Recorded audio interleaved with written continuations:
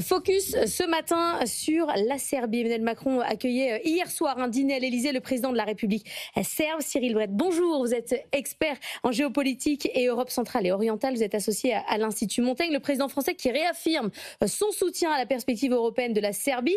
C'est quand même pas simple quand on voit les dernières déclarations européennes. La Serbie s'éloigne plutôt de l'Union européenne qu'elle ne s'en rapproche. Oui, c'est un numéro d'équilibriste un peu compliqué pour le pays des droits de l'homme et pour son chef de l'État. D'un côté, effectivement, un soutien très marqué et ancien au président Vučić, dont les pratiques politiques et le respect des droits fondamentaux est quand même très largement critiqué en Europe et depuis longtemps. Et puis de l'autre côté, un soutien politique ancien, c'est la tradition française. On a soutenu la candidature serbe depuis les années 2000 et des affaires qui prospèrent, même si la Serbie est un partenaire secondaire pour la France. Quand on dit la Serbie s'éloigne de l'Union européenne, on lui a fait une sorte de liste de choses sur lesquelles il fallait s'améliorer et clairement, on n'y est pas du tout. Oui, il y a 35 items sur la liste de la Serbie. Seulement 2 ont été considérés comme conclusifs depuis plus de 10 ans. Ça marche comme ça, une candidature. On fait la liste. On fait la shopping list. Il y a des points cochés, quoi. Voilà. Et il y en a 2 qui ont été cochés. Et pour plus de 10 ans de négociation, c'est vraiment très insatisfaisant. Et puis, les points rouges dans cette liste sont très préoccupants parce qu'il s'agit de l'organisation du système judiciaire, donc liberté fondamentale, lutte contre la corruption, la même chose, préservation des droits des médias, des droits de l'opposition, des droits des minorités. Et là, encore une fois, le feu, il est rouge, il n'est même pas orange. Mathilde Chaminade.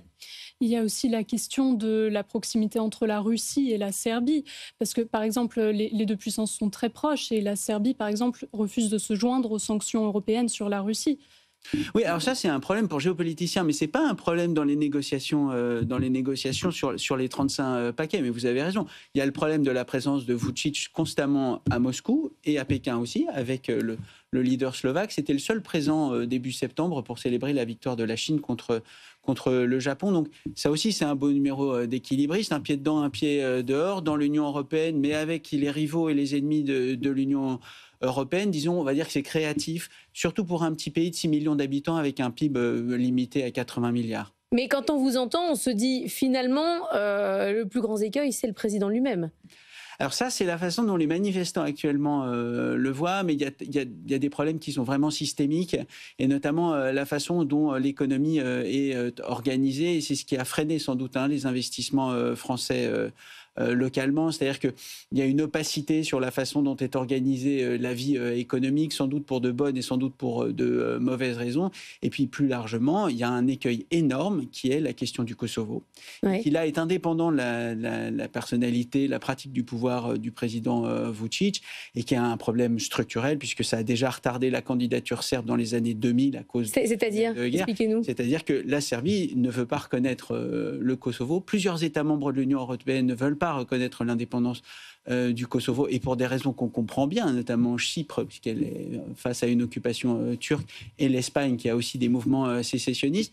Les Européens ne sont pas d'accord entre eux sur le Kosovo. Les Serbes ne veulent pas céder sur l'indépendance du Kosovo. Et puis n'oublions pas, toque à la porte de l'Union européenne aussi l'Albanie, qui a un rôle très important pour le Kosovo, puisque le Kosovo est disputé entre des populations qui sont albanophones ou albanaises et des populations qui sont serbes. Et ça n'a rien à voir avec le président Vučić, et ça n'a rien à voir avec les positions du président Macron. Mais ça paraît insoluble quand vous le racontez comme ça. Disons que c'est un obstacle qui est très important sur le chemin vers l'accession à l'Union européenne de la Serbie. C'est toute une génération qui s'est mobilisée contre l'indépendance du Kosovo, et c'est toute une population qui a subi les bombardements de l'OTAN en raison des opérations au Kosovo. Mathilde.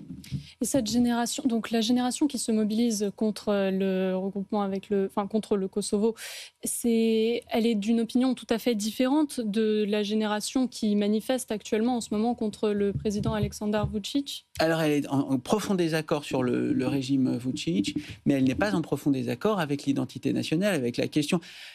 Le Kosovo, c'est l'Alsace-Lorraine. C'est vraiment le berceau de la nation serbe. C'est un berceau dans lequel la population serbophone ou serbe est minoritaire quantitativement, mais qui a un poids historique énorme. Et la génération Z, celle qui refuse la corruption, celle qui refuse les mauvaises pratiques, elle a une fibre nationaliste qui est évidemment très importante, comme dans toute cette région où l'indépendance, la souveraineté nationale sont finalement des phénomènes qui sont assez récents et qu'on n'est pas prêt à abdiquer ni en faveur de l'Union européenne, ni en faveur d'autres instances. Et en tout cas, les Serbes, quel que soit leur âge, ne sont pas prêts à ce que la communauté internationale leur dise « le Kosovo, c'est pas la Serbie ». Cyril Brett, en préparant cette interview, je me suis aperçue que on reçoit de l'argent quand on est candidat à l'Union européenne. La Serbie en reçoit 872 millions d'euros pour travailler à son adhésion. Ça fonctionne comment ? Sur plusieurs années, bien entendu. Oui. Mais oui, quand vous êtes candidat, quand vous êtes officiellement candidat, c'est pour ça d'ailleurs que c'est si difficile de devenir officiellement candidat, il y en a 9 actuellement, l'Union européenne vous donne des fonds. Alors, ce n'est pas des fonds pour vous acheter des bottes ou pour vous acheter des trains, c'est des fonds pour moderniser votre administration, pour qu'en face des négociateurs européens, vous ayez des agents publics, vous ayez des associations, vous ayez des interlocuteurs qui puissent se consacrer intégralement et avec efficacité, par exemple en ayant des ordinateurs qui fonctionnent ou des systèmes de transport qui permettent de mener ces négociations pour avancer progressivement.